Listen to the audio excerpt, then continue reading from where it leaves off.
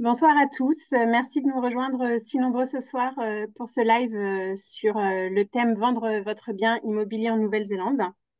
On va aborder différents points, notamment le marché immobilier en Nouvelle-Zélande, les différentes démarches et étapes pour pouvoir vendre votre bien et la réglementation qui est liée à la vente d'un bien immobilier.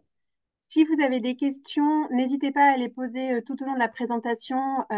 Vous avez la possibilité de le faire via votre application Zoom. On prendra un temps en fin de présentation pour y répondre. Vous connaissez peut-être déjà notre agence, New Zealand Services. On est basé à Auckland depuis 2009.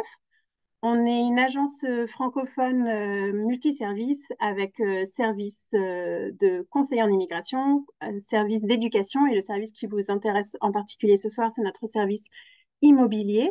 New Zealand Services est une agence immobilière avec sa propre licence. On vous a mis les références de nos licences. Philippe Meneux, qui est le directeur de New Zealand Services, est agent immobilier.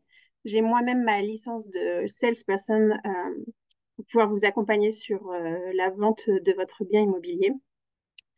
L'avantage de notre équipe, c'est que nous sommes tous français, donc on vous accompagne en français sur toutes vos démarches pour aussi répondre à toutes vos questions.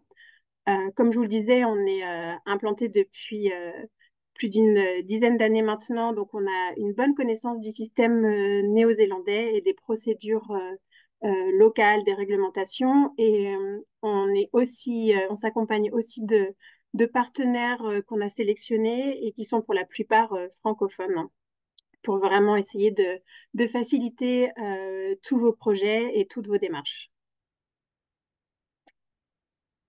On vous a remis voilà, les informations concernant Philippe et moi-même qui nous occupons de la partie immobilier et investissement de Nouvelle-Zélande Service.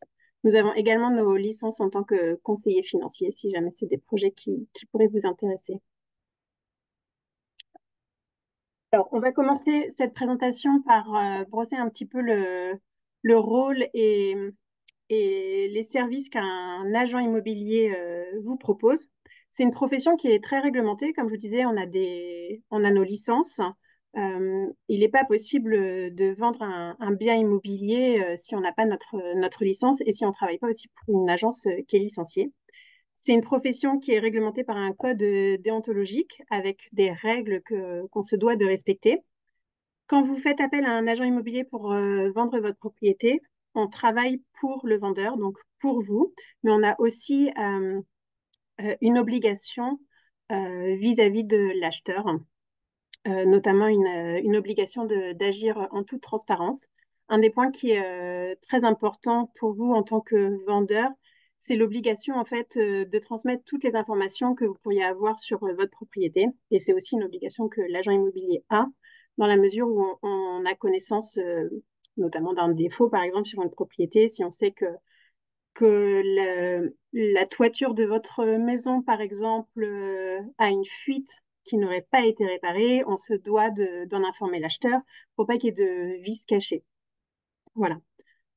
Il est possible de vérifier les licences des agents immobiliers que vous pourriez être amené à rencontrer si vous souhaitez le faire.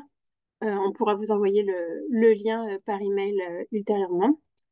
Un des rôles majeurs aussi de l'agent immobilier, c'est d'expliquer le système néo-zélandais et les démarches pour, bien sûr, le vendeur pour vous expliquer toute la procédure, mais également pour l'acheteur. Il arrive régulièrement que les acheteurs, ce soit leur premier achat et qu'ils soient tout aussi perdus sur la procédure, les démarches euh, au niveau de l'achat de ce bien immobilier.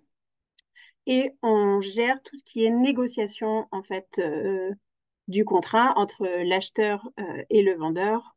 On en reparlera tout à l'heure. Je vous montrerai un exemple de contrat d'achat et de vente. Il y a plusieurs points qui sont importants à avoir en tête avant de vendre son bien immobilier. C'est important de les regarder en détail pour savoir si vous êtes prêt à vendre votre bien. Alors, il y a ce qui concerne la location du bien, si c'est le cas, si votre bien est loué en agence C'est intéressant de regarder le type de contrat de location, de bail que vous avez. Il y a deux types de contrats en Nouvelle-Zélande. Il y a le fixed term. Généralement, votre bien est loué sur une période de 12 mois. Si par exemple, le bail locatif que vous avez avec votre locataire est signé jusqu'au 15 août 2024, vous ne pourrez pas donner un préavis de départ à votre locataire avant la fin de son bail. Le locataire ne pourra déménager au plus tôt que le 15 août. Et en face de ce fixed term contract, vous avez ce qu'on appelle le périodique. Ça veut dire qu'il n'y a pas de date de fin à votre contrat de location. C'est un ongoing contract en fait. Euh, et c'est pareil, ça c'est très réglementé aussi pour pouvoir donner un préavis de départ à vos locataires. On pourra en reparler plus en détail en fonction des situations que vous avez ou de vos questions. Ça peut être intéressant avant d'envisager de vendre votre bien immobilier, donc de se poser la question, voilà, quel est le type de bail que vous avez et également est-ce qu'il a été renouvelé ou pas. Ça, c'est des informations que nous, on devra transmettre à l'acheteur, ça les intéressera, notamment si votre bien est loué et qu'il souhaite acheter votre appartement, par exemple, en tant qu'investissement. Plus le bail locatif est long, plus ça intéresse généralement les investisseurs. On se posera aussi la question de savoir est-ce que le loyer a été augmenté récemment?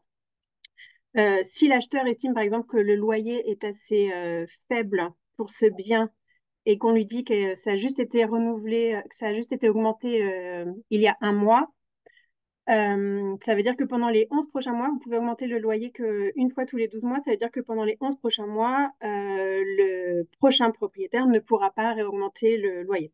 Voilà, c'est des informations qui sont importantes à transmettre au potentiel acheteur. Il faut aussi regarder l'état de votre bien. Est-ce qu'il y a des rénovations qui sont nécessaires?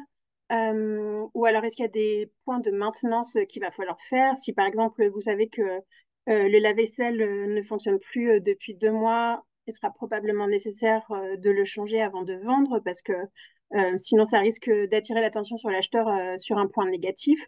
Bon, généralement, si votre bien est loué avec une agence, c'est votre property manager qui fait le lien avec vous et qui assure la maintenance et le bon état de votre appartement tout au long de l'année.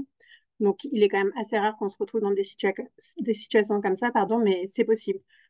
Si par exemple, il y a 5 ampoules à changer dans l'appartement, que le locataire, on n'avait pas informé votre property manager ou que ça a traîné, voilà, c'est important aussi qu'on s'assure que l'appartement soit dans les meilleures dispositions pour pouvoir le vendre. Il y a des situations où, en effet, l'appartement mériterait peut-être d'être rafraîchi, de refaire un coup de peinture, etc.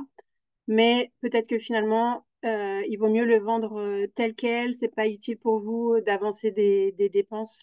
Et c'est le prochain propriétaire qui pourrait remettre au goût du jour l'appartement et qui pourrait s'en occuper. Bon. Ça, c'est des choses qu'on peut discuter ensemble en amont d'un listing de votre bien. Et généralement aussi, on en discute avec le property manager. Un point qui est important, c'est le titre de propriété. Est-ce qu'il est à jour? La plupart du temps, la réponse est oui, mais si vous avez eu un changement euh, personnel, un divorce, ou que votre conjoint est malheureusement décédé et que vous étiez propriétaires ensemble du bien, c'est important de mettre à jour le titre de propriété et d'enlever le nom euh, de votre conjoint. Il faut aussi se poser la question du numéro IRD. Alors, le numéro IRD, c'est le numéro fiscal en Nouvelle-Zélande. Il n'est pas possible aujourd'hui de vendre un bien immobilier si vous n'avez pas de numéro IRD. Si votre bien est en location depuis des années, vous avez forcément un numéro IRD puisque vous en avez l'obligation à partir du moment où vous recevez un revenu en Nouvelle-Zélande. Mais si vous avez acheté votre propriété avant 2018, c'était la date à laquelle l'IRD est devenu obligatoire, et que c'était uniquement votre maison familiale, votre maison de vacances, que vous l'avez jamais mis en location, que vous n'avez jamais touché de revenus pour cette propriété, il est possible que vous ayez jamais fait la demande d'IRD puisque vous n'en aviez pas besoin. Mais il ne sera pas possible de confirmer la vente de votre bien tant que tous les propriétaires n'auront pas leur numéro IRD. Ça, c'est une démarche sur laquelle on peut vous accompagner aussi en parallèle de la vente du bien. Et dans le cadre des démarches administratives liées à la vente de votre bien, vous allez avoir besoin de transmettre des certifications de votre passeport et de votre preuve d'adresse physique en amont des démarches, mais aussi sur la dernière étape pour confirmer en fait la vente. Et vous allez devoir consulter soit un avocat, un notaire ou passer au consulat de Nouvelle-Zélande pour pouvoir faire signer ces documents. Donc, c'est important de regarder par rapport à vos projets futurs dans les prochains mois. Est-ce que vous avez un voyage de prévu? Est-ce que ça risque d'être compliqué pour vous de pouvoir signer ces documents, etc. Auquel cas, il est peut-être préférable de reporter le projet de vente de quelques mois pour être sûr que vous soyez disponible pour pouvoir signer les documents tranquillement. Alors, par rapport à un projet de vente, on peut aussi se poser la question de savoir si c'est le bon moment de vendre. Euh, alors, le bon moment de vendre, c'est avant tout par rapport à vos projets. Euh, dans quel cadre est-ce que vous souhaitez vendre? Est-ce que vous avez besoin de liquidité? Est-ce que vous avez d'autres projets ailleurs? Voilà. Si c'est le bon moment de vendre pour vous, que vous avez acheté la propriété il y a vraiment très longtemps, pourquoi pas engager ce projet rapidement. Le deuxième point qui vous intéresse particulièrement, c'est de savoir le prix du marché actuel. Est-ce que c'est le bon moment par rapport au prix de vente? On a ce qu'on appelle sur le marché immobilier l'horloge de l'immobilier. Et comme vous savez, les cycles économiques fluctuent, euh, on va dire d'une année ou sur des cycles de 2-3 ans. Aujourd'hui, on estime qu'au niveau du marché immobilier, on serait sur l'équivalent du 7 heures. On pense avoir atteint le plus bas du marché au niveau de la baisse des prix. Il y a plusieurs facteurs qui expliquent cette baisse des prix, hein. Ça va être la forte inflation qu'on a pu avoir depuis 2 ans maintenant, les taux d'intérêt bancaire pour emprunter dans les banques ont vraiment énormément augmenté sur les 2 dernières années. On estime aujourd'hui qu'on est arrivé justement au bas de ce cycle. Actuellement, les taux d'intérêt bancaire n'augmentent plus, ils plafonnent, mais on n'est pas encore dans la phase où ils redescendent. On estime que les experts économiques estiment que les taux d'intérêt bancaire devraient commencer à baisser fin 2024, début 2025. Voilà. Donc c'est vrai qu'aujourd'hui, le prix des biens immobiliers qui se vendent sont bien plus bas que ce qu'on aurait pu avoir il y a 2-3 ans quand le marché avait atteint son pic. Il y a toutefois des mesures positives qui ont été mises en place récemment par le nouveau gouvernement national, notamment dans le cadre de son plan des 100 premiers jours, et qui vise à redynamiser justement le marché immobilier et qui donne des incitations en fait pour les investisseurs. Alors, il y a ce qu'on appelle la Bright Line Test qui a été rebaissée à 2 ans. C'est-à-dire que si vous achetez un bien immobilier aujourd'hui et que vous le revendez au-delà de 2 ans, si vous avez fait un profit, vous n'êtes pas taxé sur ce profit.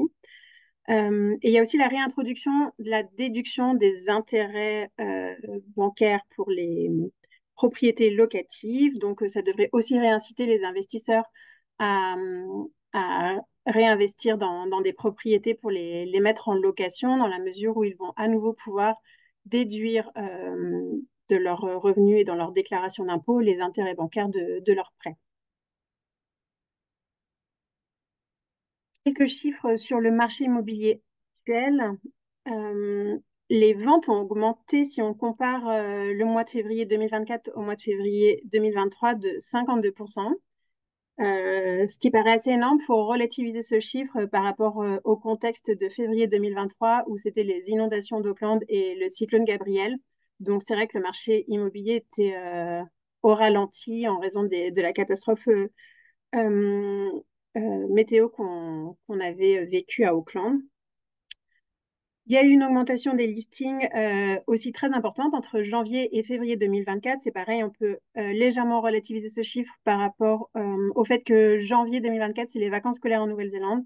Donc, les gens sont en vacances et ils sont pas forcément concentrés sur l'achat de biens.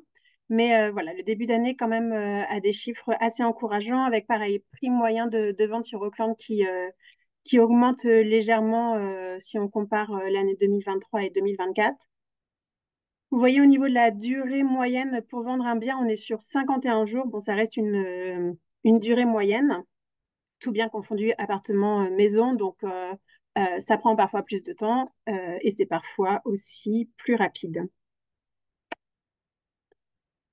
Alors, pour vous commencer, si vous souhaitez vendre votre bien immobilier, il y a plusieurs démarches administratives qu'il va falloir compléter avant qu'on puisse officiellement mettre sur le marché votre bien immobilier. En tant qu'agent immobilier, je vous disais, on a des obligations, c'est réglementé. Et l'une des obligations qu'on a quand vous nous contactez pour nous faire part de votre souhait d'éventuellement vendre votre bien immobilier, c'est qu'on doit vous fournir ce qu'on appelle un CMA, c'est le Comparative Market Appraisal. En fait, c'est une comparaison des dernières ventes dans l'immeuble, si c'est un appartement que vous avez à vendre, et également des listings qui sont donc des listings des appartements qui sont en vente actuellement pour qu'on puisse faire une estimation en fait de la valeur de votre bien. Voilà. Donc entre ce qui a récemment été vendu et de ce qui est sur le marché actuellement, on peut se positionner et estimer le prix de votre appartement sur une fourchette de prix. Si vous confirmez la vente de votre bien, il va falloir qu'on signe un contrat, un mandat de vente donc entre les vendeurs, les propriétaires et New Zealand Services, notre agence. Et on fait aussi la collecte de différentes informations, comme je disais, le type de bail, le montant du loyer, les rates. Donc, ce sont les impôts locaux que vous payez auprès du council, de la mairie. On va aussi regarder le montant annuel de vos charges de copropriété si votre bien est dans un appartement. Voilà. Le mandat de vente, c'est donc un contrat légal qui lie les propriétaires et donc l'agence immobilière qui vend votre bien et qui donne l'autorisation aussi à l'agence en fait de pouvoir vous représenter dans la collecte des informations, qui donne l'autorisation à l'agent de pouvoir voilà, accéder à votre bien, le montrer à des potentiels acheteurs, etc. Et qui indique aussi donc l'estimation qu'on a pu faire de votre bien, le montant de la commission en cas de vente du bien, qui liste aussi les dépenses qui sont associées euh, à la vente de votre bien, comme par exemple les dépenses liées aux frais marketing, voilà, pour les photos et la mise en ligne de votre bien pour faire passer l'annonce, etc. Alors, une démarche administrative qui est vraiment clé en Nouvelle-Zélande, notamment depuis 2018, je l'évoquais rapidement tout à l'heure, c'est l'obligation en fait que vous nous fournissiez des certifications de votre passeport et de votre preuve d'adresse physique de moins de 3 mois avant qu'on puisse en fait engager les démarches pour la mise en vente de votre bien. Ça s'appelle les démarches qui sont liées à l'AML, c'est la politique néo-zélandaise de lutte contre le blanchiment d'argent. Ça vous protège aussi, en fait, dans la mesure où, comme vous êtes à l'étranger et que toutes ces démarches-là vont se faire par email et à distance, ça permet aussi d'identifier le propriétaire avec une pièce d'identité, mais qui a été certifiée. Et voilà, et d'identifier aussi votre adresse. En lien avec cette démarche AML et certification, il y a ce qu'on appelle l'identification client. Ça, c'est du côté de l'avocat néo-zélandais qui vous représentera dans la transaction. On peut vous mettre en relation aussi avec un avocat francophone avec lequel on a l'habitude de travailler. Et donc, avant de pouvoir ouvrir un dossier client pour vous représenter dans cette transaction-là, il aura besoin de faire cette identification client et il le fait notamment avec les certifications du passeport et de la preuve d'adresse. Et on en parlait tout à l'heure, il vous faudra donc un numéro IRD, un numéro fiscal pour pouvoir vendre votre bien. L'avocat, sur la dernière démarche pour pouvoir confirmer la vente de votre bien, vous demandera notamment ce numéro fiscal.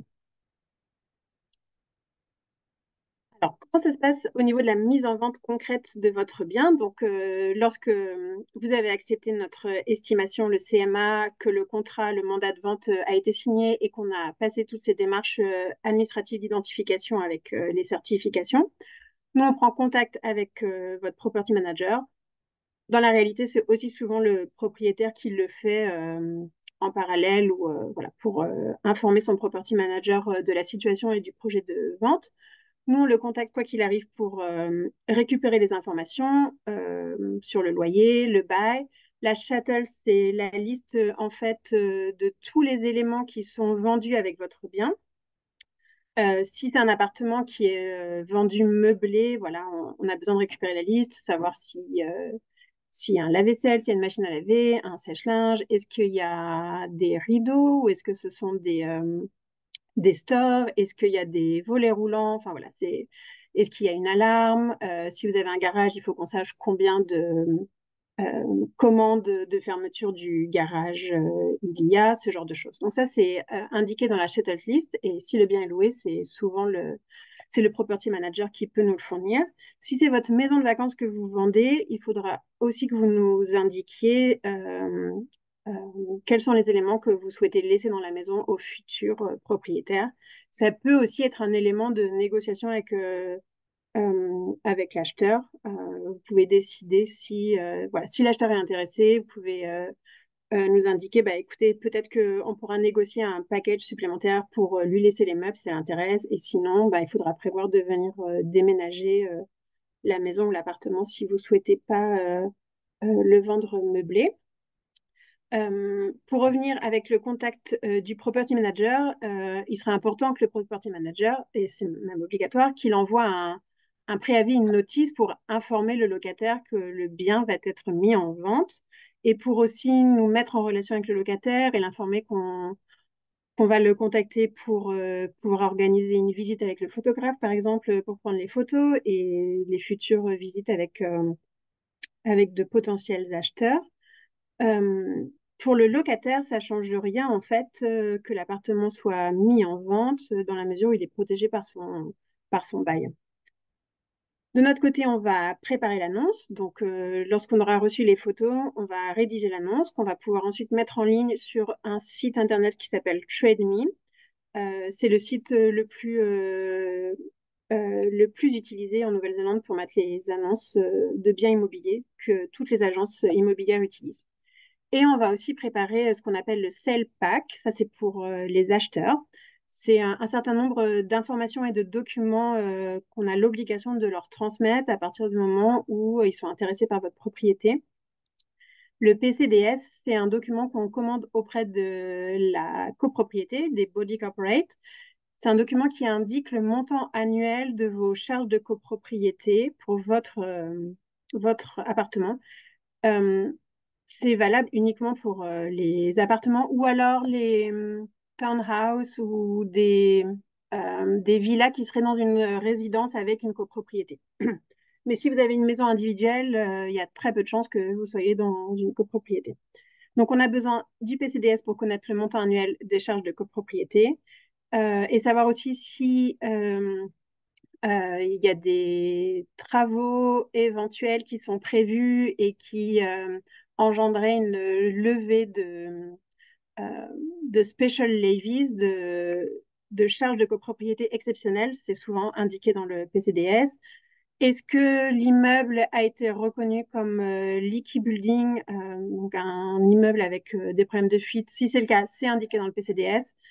Voilà, ce type d'information. Est-ce que votre unité vous êtes en conflit avec les body corporate dans le sens où peut-être vous avez des retards de paiement sur vos charges de copropriété. Enfin voilà, si c'est le cas, c'est aussi indiqué dans le PCDS. Donc c'est un petit peu un état des lieux par rapport à la copropriété de votre appartement pour pouvoir informer le futur acheteur. Les rates, comme je disais, c'est les impôts locaux. C'est une information qu'on va récupérer auprès du Concile. On va aussi souvent récupérer une copie du titre de propriété, notamment pour avoir les mentions légales, voir s'il y a un garage avec votre propriété, est-ce qu'il y a un storage, un espace de rangement, un local à vélo, etc. Ça, c'est souvent indiqué sur le title. Voilà. Il y a deux méthodes principales de vente en Nouvelle-Zélande. Il y en a d'autres, mais communément, on a la méthode de vente par négociation. Et c'est assez particulier à la Nouvelle-Zélande. Il y a beaucoup d'enchères. Les enchères représentent à peu près 20% des ventes en Nouvelle-Zélande. Selon le type de bien, c'est parfois même plus important. C'est quelque chose voilà, qui est très ancré dans les habitudes néo-zélandaises de mettre sa maison ou son appartement aux enchères. Chaque méthode de vente a ses avantages et ses inconvénients. Ça dépend un petit peu du bien que vous avez et du marché actuel, en fait. Alors, un des avantages qu'on pourrait voir de cette méthode de vente aux enchères, c'est que vous allez avoir une exposition, une visibilité plus importante et aussi plus concentrée de votre bien. Parce que entre le moment où on décide de vendre votre appartement aux enchères et la date des enchères, il y a généralement 4 ou 5 semaines. Donc pendant cet intervalle-là, il faut vraiment que la campagne marketing elle soit beaucoup plus concentrée et intense pour avoir le maximum d'exposition avant le jour des enchères et qu'il y ait le maximum de personnes qui se rendent au jour des enchères. C'est pour ça qu'on dit que c'est parfois une procédure plus rapide. Si votre bien il est vendu aux enchères, le laps de temps entre la mise en ligne de votre bien et les enchères, c'est un laps de temps qui est plus réduit que la vente par négociation la plupart du temps. Les enchères, c'est une vente qui est publique, donc à une date donnée. Donc, on se retrouve dans une salle d'enchères avec quelqu'un qui anime les enchères, qui est un auctionneur, qui est aussi quelqu'un qui est licencié, dont c'est son métier, avec une profession qui est très réglementée. Et c'est lui qui va animer les enchères. Et donc, vous avez, dans le meilleur scénario possible, plusieurs acheteurs potentiels qui sont mis en compétition pour acheter les biens immobiliers. Dans un marché qui est dynamique et qui est un marché qui est plutôt favorable aux vendeurs, les enchères, c'est assez intéressant parce que souvent, ça va mettre en compétition les acheteurs pour augmenter le prix, en fait. Il va y avoir une compétition qui va être bénéfique pour le vendeur. En ce moment, on est plutôt sur un marché d'acheteurs. Il y a plus de biens en vente que d'acheteurs. Donc, en fait, les acheteurs ont le choix et ils ont plutôt tendance à essayer de tirer les prix vers le bas. Donc, ce qu'on constate sur les ventes aux enchères des derniers mois, c'est que les acheteurs vont plutôt être des investisseurs qui vont essayer de faire la très bonne affaire et voilà, qui vont pas forcément faire grimper les prix comme on a pu le voir il y a quelques années sur un marché qui était à son pic. Il y a quand même un moyen pour les vendeurs de se protéger par rapport au prix de vente aux enchères, c'est le prix de réserve.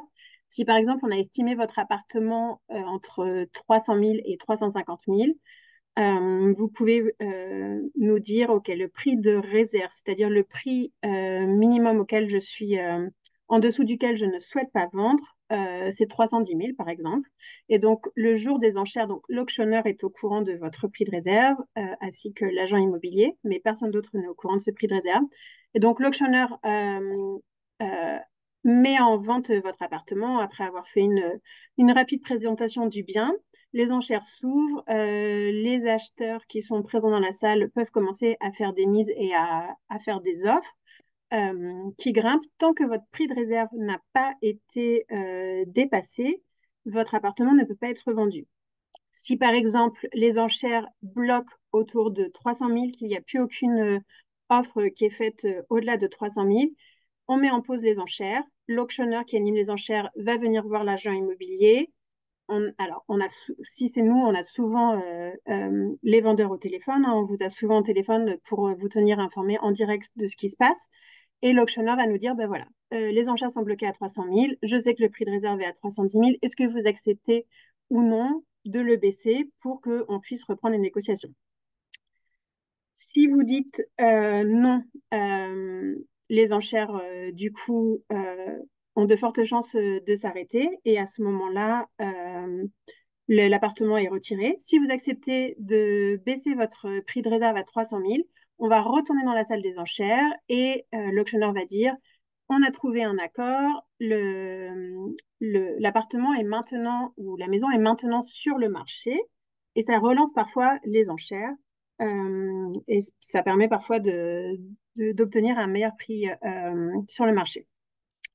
Si jamais l'appartement n'est pas vendu aux enchères et qu'il est retiré des enchères, la vente peut se poursuivre en dehors de la procédure des enchères. En négociation, à ce moment-là, on bascule sur la deuxième méthode de vente qu'on va voir maintenant. Donc la vente en négociation, c'est quand soit on affiche votre bien immobilier euh, by negotiation, donc il n'y a pas de prix, et là c'est la loi de l'offre et de la demande, c'est les acheteurs qui peuvent faire une offre avec le prix euh, que eux estiment, pour lesquels ils estiment euh, votre propriété. On peut aussi mettre un prix et dire, voilà, les offres au-delà de 310 000, 320 000, si on reprend le même exemple, sont les bienvenus. C'est souvent une méthode qui est moins stressante et pour les acheteurs et pour les vendeurs parce qu'il y a plus de temps de négocier sur différents points de la vente. Ça permet aussi d'avoir plus de profils d'acheteurs qui sont différents parce que vous pouvez avoir des acheteurs qui recherchent un bien pour eux-mêmes, pour pouvoir y vivre, ou pour que leurs enfants, par exemple, puissent y habiter pour pouvoir faire leurs études. Vous pouvez aussi avoir des profils d'investisseurs. Euh, Juste un point que je n'avais pas abordé sur les enchères. Pour les ventes aux enchères, toutes les offres qui sont faites doivent être inconditionnelles. C'est-à-dire que si, par exemple, l'acheteur qui vient aux enchères a besoin d'un prêt bancaire, il faut absolument qu'il ait la certitude et qu'il ait fait ses recherches et ses vérifications au préalable, il faut qu'il ait la certitude que sa banque accepte un prêt bancaire sur le bien qu'il achètera le jour des enchères. C'est pas possible de remporter les enchères et ensuite se dire, ah, attendez, il faut que je vérifie avec ma banque si je peux obtenir un prêt bancaire. À partir du moment où vous avez vous avez fait l'offre la plus importante le jour des enchères euh, et que le prix de réserve a été dépassé, le bien est vendu, vous l'avez, le jour même, il faut payer l'acompte pour ce bien. Voilà. Donc, c'est vraiment une vente qui est inconditionnelle. Vous ne pouvez pas vous dire après, ah, je vais faire venir un builder, par exemple, pour vérifier qu'il n'y a pas de problème avec l'étanchéité des fenêtres ou qu'il n'y a pas de problème avec l'électricité, etc. Non, il faut que tout ait été fait en amont. À la différence de la vente par négociation, c'est pour ça que je disais que le profil d'acheteur, il est quand même plus large par négociation. C'est que si c'est des acheteurs qui rentrent sur le marché immobilier pour la première fois, qui n'ont jamais acheté, ça peut être un processus assez stressant. Ils ont le temps euh, de faire venir des artisans pour vérifier plusieurs points. Ils ont le temps de faire les démarches avec leur banque pour s'assurer qu'ils pourraient avoir un prêt bancaire et si oui, à hauteur de combien. Voilà, c'est beaucoup moins stressant. Mais ça peut être aussi une vente qui est plus longue parce que on va faire peut-être plusieurs allers-retours pour négocier le prix ou pour négocier d'autres éléments de la vente. Alors, j'ai noté que c'est important de maintenir une bonne relation avec le locataire. Plusieurs exemples. Vous venez juste d'augmenter le loyer de façon assez significative. Quelques semaines après, vous mettez en vente votre appartement. Nous, on reçoit énormément de demandes pour votre appartement et donc on sollicite énormément de locataires pour faire des visites. Peut-être que le locataire, ça va un peu coincer à un moment et il est possible qu'il demande soit une réduction de loyer, ou alors qui nous demandent à nous de limiter les visites, etc. Donc, bon, ça aussi, c'est aussi notre travail, hein, de garder des bonnes relations avec le locataire. Mais voilà, si vous savez que vous allez vendre et que votre property manager vous propose d'augmenter le loyer, peut-être il faut un petit peu en parler parce que il est possible que le locataire soit pas satisfait de ses démarches. Bon, nous, on doit lui donner minimum 48 heures de préavis quand on veut visiter son appartement. Euh, on est accommodant et bien sûr, on fait en sorte de déranger le moins possible le locataire, mais on constate depuis, enfin, notamment après le Covid, qu'il y a de plus en plus de gens qui travaillent de la maison. Alors, ça peut nous faciliter les choses parce qu'il y a tout le temps quelqu'un au domicile pour pouvoir nous ouvrir, mais ça veut dire aussi qu'il faut s'adapter par rapport à ces nouveaux modes de vie pour les visites. Euh, les frais marketing aussi pour les ventes en négociation sont souvent moins élevés parce qu'en fait, pour les enchères, il faut payer l'auctionneur en plus. Et donc, ça double, voire triple facilement les frais marketing. On pourra en reparler après. Je vous ai mis un petit exemple de la première page d'un contrat. Alors, on dit Sales and Purchase Agreement, donc contrat de vente et d'achat.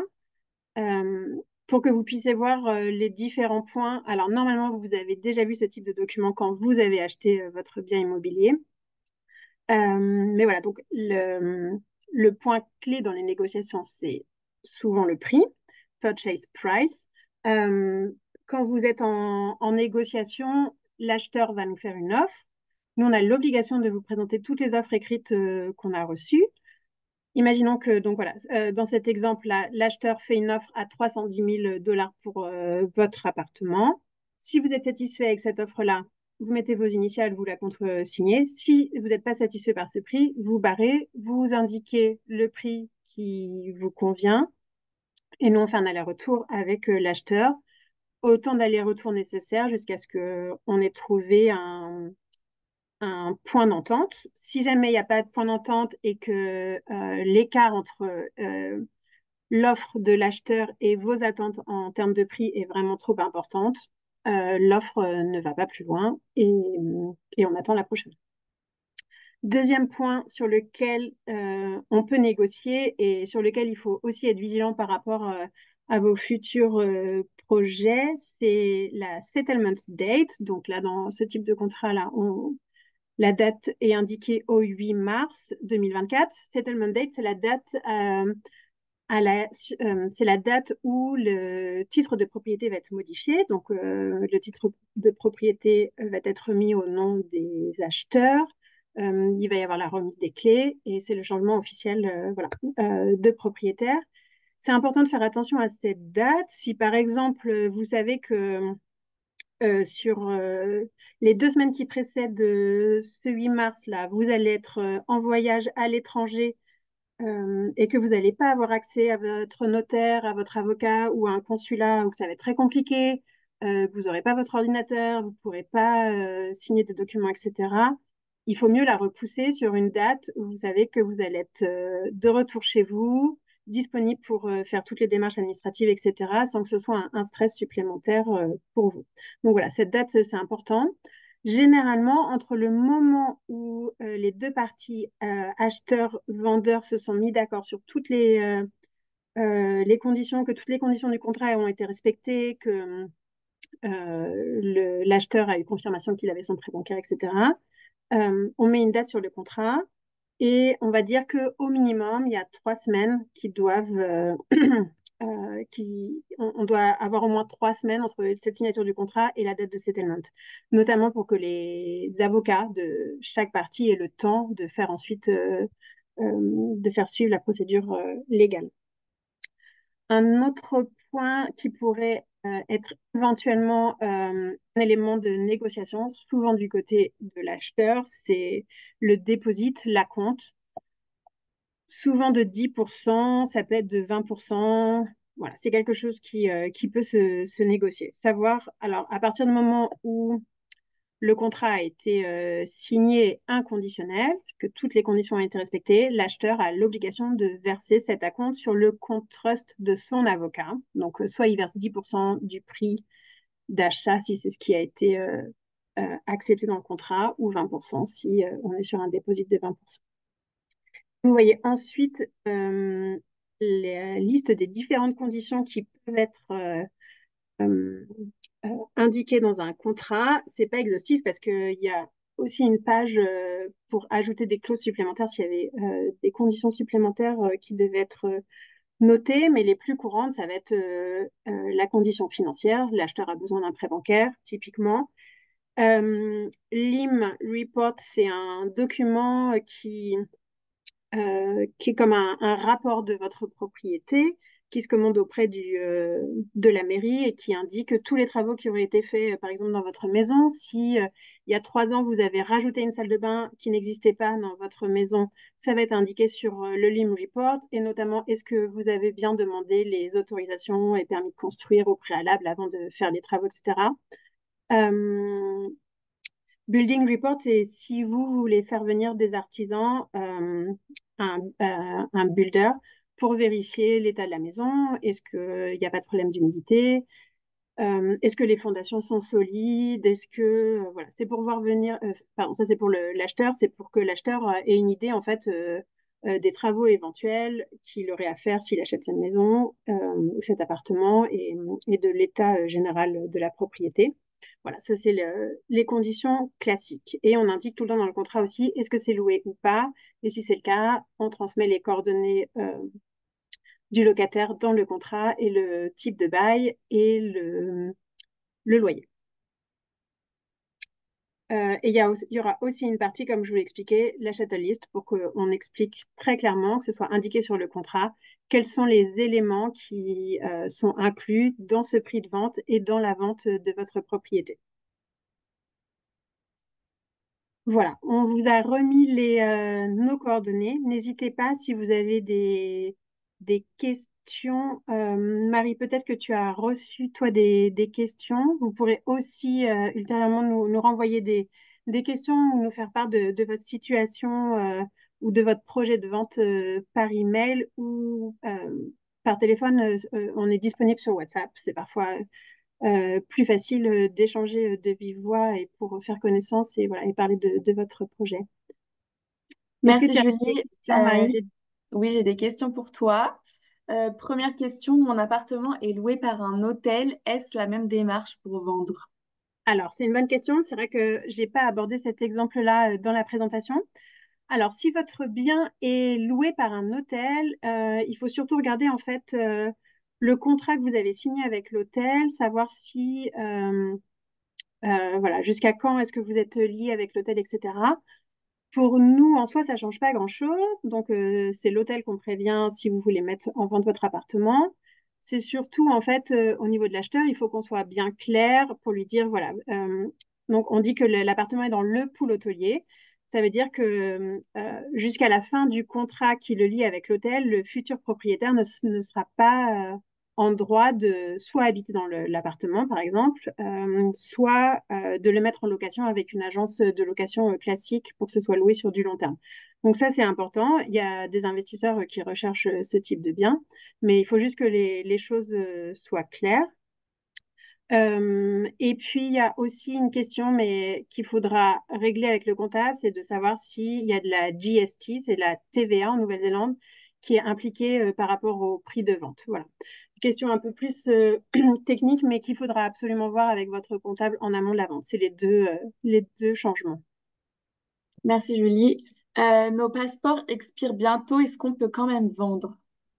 Alors, il est préférable de faire refaire vos passeports, notamment par rapport à cette loi politique AML, là, de lutte contre le blanchiment d'argent, parce que les certifications que vous devez nous fournir, elles sont en principe, elles doivent en principe être de moins de 6 mois. Donc, c'est vraiment préférable d'avoir des passeports qui soient à jour pour éviter toute contrainte et notamment aussi pour la signature des documents après pour le settlement. Euh, Comme vous êtes des propriétaires non résidents, c'est le passeport qui fait foi comme preuve d'identité. Donc, il est vraiment préférable que le passeport soit mis à jour. Merci. Si l'appartement n'est pas vendu aux enchères, que se passe-t-il après? Voilà, alors si le jour des enchères, malheureusement, l'appartement il n'a pas été vendu, soit parce qu'il n'y avait pas d'acheteur, ou alors parce que le prix de réserve n'a pas été dépassé et qu'on n'a pas trouvé de compromis sur un nouveau prix de réserve, l'appartement est retiré des enchères. Il faut savoir que s'il y a eu des offres le jour des enchères, l'acheteur qui a fait l'offre la plus élevée est prioritaire pour reprendre les négociations avec vous en dehors des enchères. Et donc, si cet acheteur-là est toujours intéressé pour faire une offre, il fait une offre sur le papier et on continue ensuite la procédure de vente sur un mode de négociation. Ok. Est-ce qu'on peut vendre son appartement à un ami non résident? Alors non, depuis 2018, il y a eu la loi qui s'appelle Overseas Investment Act qui malheureusement limite l'achat des biens immobiliers en Nouvelle-Zélande pour des personnes qui sont non résidentes. Donc, sauf si votre ami a un passeport australien ou néo-zélandais, c'est pas possible en fait de pouvoir acheter des biens existants en Nouvelle-Zélande. Alors quand on parle de biens existants, c'est des biens qui ont déjà eu un titre de propriété, où il y a déjà eu un propriétaire. Les non-résidents aujourd'hui sont vraiment très limités. Ils ont le droit d'acheter uniquement des biens appartements sur plan auprès de développeurs qui auraient fait au préalable une demande d'exemption auprès de l'organisme qui gère l'Overseas Investment Act. Donc, non. Quels sont les frais quand on vend un bien immobilier en dehors des frais marketing? Alors, il y a en effet donc les frais marketing. Donc, les frais marketing, ça va regrouper les photos par un photographe professionnel. Bon, ça dépend vraiment de la superficie du bien, mais généralement pour un studio ou un appartement, une chambre, il faut compter autour de 300 $ pour les photos. Et pour la mise en ligne, et si on prend un package marketing pour améliorer, augmenter la visibilité de l'annonce, au total, il faut compter à peu près 1000 $ pour le marketing. À côté de ça, vous avez tout ce qui est frais pour la commande des documents obligatoires, notamment auprès de la copropriété, hein, c'est le fameux PCDS dont je vous parlais. Et au cours de, si l'appartement est vendu, il y a un deuxième document équivalent qui s'appelle PSDS qu'il faut aussi commander auprès de la copropriété. Ces deux documents valent autour de 700 $. Les deux documents, ça dépend de chaque copropriété à ses propres tarifs, mais voilà, c'est pour vous donner une moyenne. Donc on va dire 1000 $ pour les frais marketing, 700 pour les frais auprès de la copropriété, et puis vous avez les frais légaux de votre avocat. Il faut compter généralement autour de 2000 $ pour toute la procédure légale. Voilà. Merci Julie. Pardon, et la commission de votre agent immobilier, qui est un pourcentage par rapport au prix de vente. Voilà. Merci. Et dernière question, dans un marché difficile, est-ce mieux de vendre son bien libre que loué? Alors, c'est aussi une bonne question. Ça va peut-être dépendre du type de bien que vous vendez.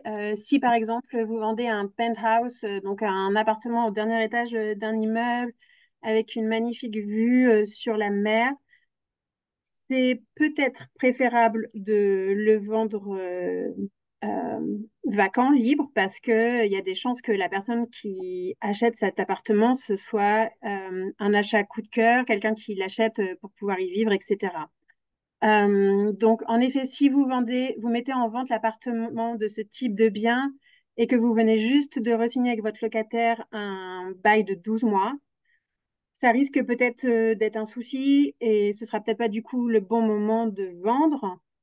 Si c'est un bien qui est plus classique, vous avez mis en location pendant des années, qui est un studio ou une chambre dans le quartier des universités, par exemple, euh, c'est souvent mieux que ce soit loué, sauf si vous estimez que votre locataire n'a pas pris grand soin de l'appartement et que ça arrive aussi des fois hein, que le locataire soit pas très soigneux ou se préoccupe pas tellement des visites et que du coup l'appartement soit jamais présenté sous son meilleur jour. Nous, on peut pas faire le ménage ou ranger l'appartement avant chaque visite. Donc, on a eu des situations où en effet, c'était mieux que le locataire actuel soit parti avant de louer pour voilà, avoir un appartement plus présentable. Mais c'est un petit peu au cas par cas. Ok. Bah, je pense qu'on a fait le tour des questions. Donc, merci beaucoup, Julie, d'avoir répondu. Et comme a dit Julie, vous pouvez prendre contact avec notre équipe si vous avez un projet de vente de biens immobiliers. Donc, vous avez les coordonnées juste ici. Merci beaucoup à tous de nous avoir suivis ce soir pendant ce live. Et voilà, on reste à votre disposition pour toute question. Merci beaucoup. Merci à tous. Merci, Julie. Marie, au revoir.